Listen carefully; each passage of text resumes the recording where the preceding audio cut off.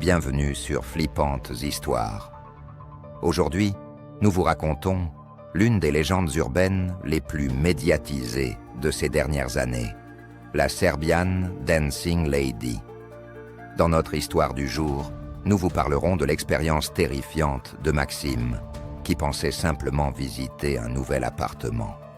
Restez jusqu'à la fin, car ce qui arrive dans les dernières minutes défie toute logique.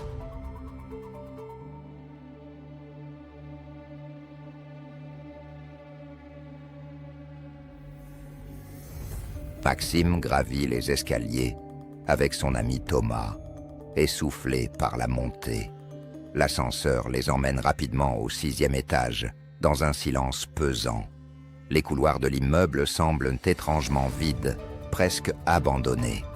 Ils cherchent l'appartement 601, mais les numéros ne correspondent pas. L'appartement qu'ils trouvent n'a aucune indication, juste une porte anonyme. Une serrure rouillée pend à la poignée, comme si personne n'habitait là depuis des mois. Thomas appelle le propriétaire, qui arrive quelques minutes plus tard. L'homme leur ouvre la porte d'entrée, révélant un intérieur poussiéreux. La première chambre est petite, mais suffisante pour leur budget d'étudiants. Un balcon donne sur la rue, offrant une vue dégagée sur la ville. La cuisine nécessite un bon nettoyage, mais reste fonctionnelle. Le propriétaire explique que l'eau courante fonctionne parfaitement. Il leur remet les clés et redescend, les laissant seuls pour s'installer. Thomas descend chercher leurs bagages dans la voiture, fatigué par la journée. Maxime reste dans l'appartement, admirant l'espace qu'ils vont partager. Abonnez-vous maintenant à Flippantes Histoires et activez la cloche pour ne rater aucune de nos enquêtes paranormales. Chaque semaine, nous vous apportons des témoignages qui remettent en question tout ce que vous croyez savoir sur notre réalité. Seul dans l'appartement, Maxime entend soudain des pas dans le couloir. Il pense que Thomas remonte déjà, mais les bruits viennent de l'intérieur. Une silhouette traverse rapidement son champ de vision, disparaissant dans la chambre.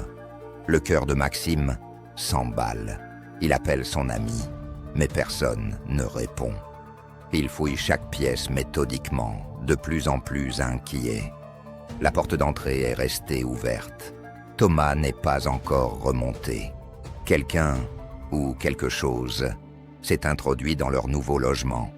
Maxime inspecte la première chambre, puis la seconde, sans rien trouver. Il vérifie même le balcon, pensant que l'intrus s'y cache peut-être. Mais l'appartement semble complètement vide, comme si rien ne s'était passé. Pourtant, Maxime sait ce qu'il a vu, cette forme humaine qui traversait l'espace. Il descend précipitamment rejoindre Thomas, bouleversé par cette apparition. Thomas remonte, chargé de sacs, ne comprenant pas l'agitation de son ami. Maxime tente de lui expliquer cette présence, inexplicable dans l'appartement. Mais Thomas, épuisé, pense que le stress du déménagement lui joue des tours. Il suit néanmoins Maxime pour inspecter chaque recoin de leur nouveau logis. Ils fouillent ensemble les chambres, la cuisine, même les placards. Aucune trace d'effraction, aucun signe qu'une personne se soit cachée là. Thomas commence à douter de la santé mentale de son colocataire. Il demande un verre d'eau, pensant que Maxime a besoin de se calmer. Maxime reste perplexe, certain d'avoir vu cette silhouette mystérieuse. L'atmosphère dans l'appartement devient de plus en plus oppressante. Thomas s'assoit sur le canapé, tentant de rassurer son ami inquiet. Maxime lui apporte l'eau demandée, toujours troublé par son expérience. Mais quand il revient au salon, Thomas ne bouge plus. Son corps gît sur le canapé, dans une position totalement anormale. Maxime s'approche, réalisant avec horreur que son ami ne respire plus. Les yeux de Thomas sont grands ouverts, figés dans une expression de terreur. Aucune blessure visible, aucun signe de violence, juste cette mort inexplicable. Derrière Maxime, une présence se fait sentir, froide et menaçante. Il se retourne et voit enfin ce qui hante cet appartement maudit. Une entité sombre, aux contours flous, qui semble se nourrir de vie humaine. Maxime comprend que cet appartement n'était pas vacant par hasard.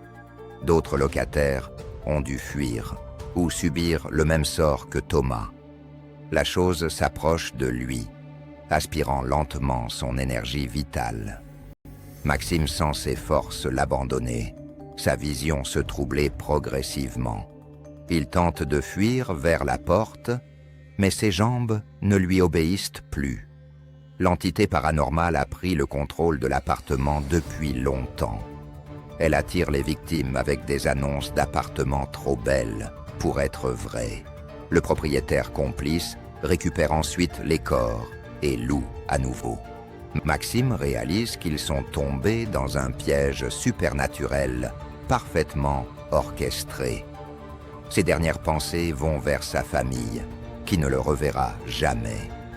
L'appartement Cissantin reprend son silence mortel, attendant les prochaines victimes. Les murs semblent absorber les derniers échos de cette tragédie humaine. Bientôt, une nouvelle annonce apparaîtra sur les sites de location immobilière. D'autres étudiants viendront visiter ce logement apparemment parfait. Et l'entité continuera son œuvre macabre, se nourrissant d'âmes innocentes. Cette histoire nous rappelle que certains lieux portent en eux des énergies néfastes, des forces que nous ne comprenons pas, mais qui peuvent détruire de vie. L'appartement de Maxime et Thomas reste aujourd'hui inoccupé officiellement. Mais les témoins rapportent encore des bruits étranges la nuit, des ombres qui se déplacent derrière les fenêtres du 6e étage. Cette enquête paranormale soulève de nombreuses questions sur notre réalité. Dites-nous en commentaire si vous avez entendu une histoire autour de la Serbian Dancing Lady. Avez-vous déjà vécu une expérience similaire lors d'une visite d'appartement?